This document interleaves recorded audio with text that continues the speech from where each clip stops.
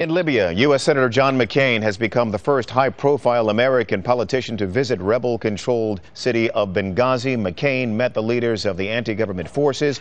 He told Al Jazeera he wants the U.S. to formally recognize the National Transitional Council as the authentic voice of the Libyan people.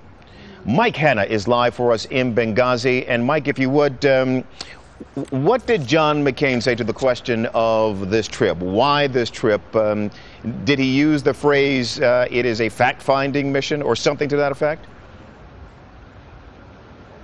Well, he did indeed. At the beginning of the day, he made very clear that he wanted to find out exactly what was happening through the mouths of the political leadership.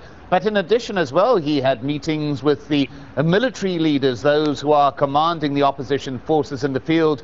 And he also met with some of those advisors that we've heard so much about in recent days, the first advanced parties of which have actually now arrived in Benghazi to advise the National Transitional Council with regard to the military activities in the field. So certainly John McCain listened to as many people as he could in those hours that he was actually on the ground here. And from the opposition leadership point of view, a visit highly welcomed.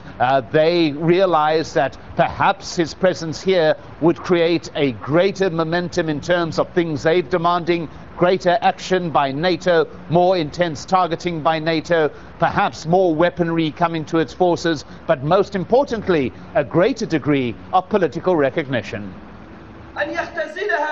The flag of the Libyan opposition, flanked by those of France and Qatar, two of the states that have formally recognized the Benghazi-based administration, and another nation that those opposed to Muammar Gaddafi hope will be next.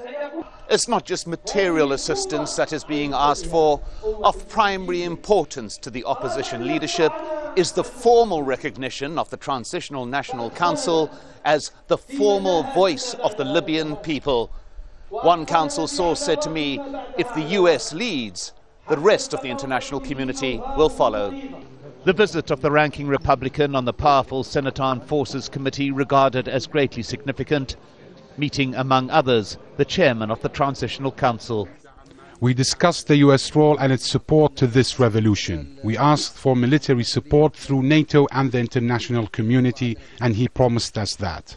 And in response to my question, John McCain gives the answer the opposition most wanted to hear. That recognition as an authentic voice of the Libyan people. Are you going to press for that?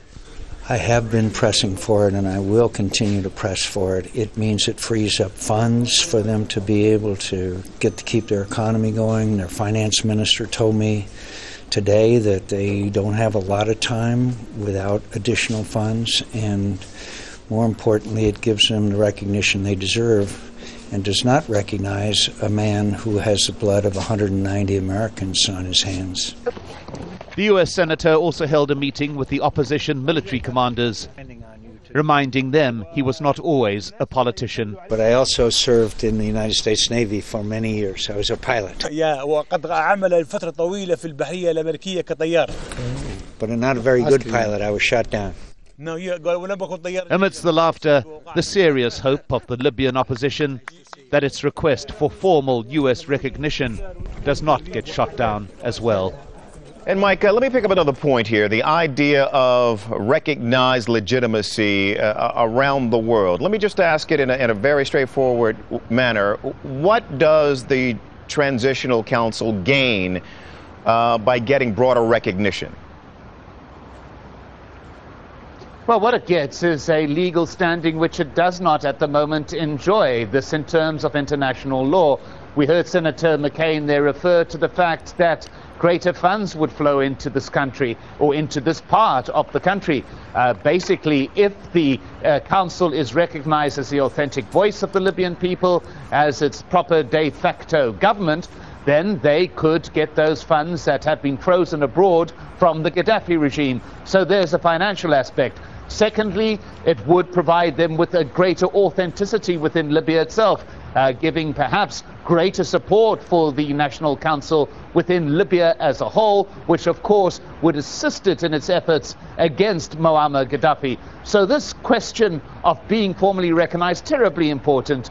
4 countries recognize the National Council at present. That is Qatar, Italy, France and the Maldives. And what this administration here is looking towards is that many more conduct this formal point of recognition. Most importantly, they believe the United States, because that could create a momentum which would lead to a wider international recognition, out of which all of those things would come: extra finance, greater political authenticity within Libya itself. Tony. Okay, Mike Hanna for us in Benghazi. Mike, appreciate it. Thank you.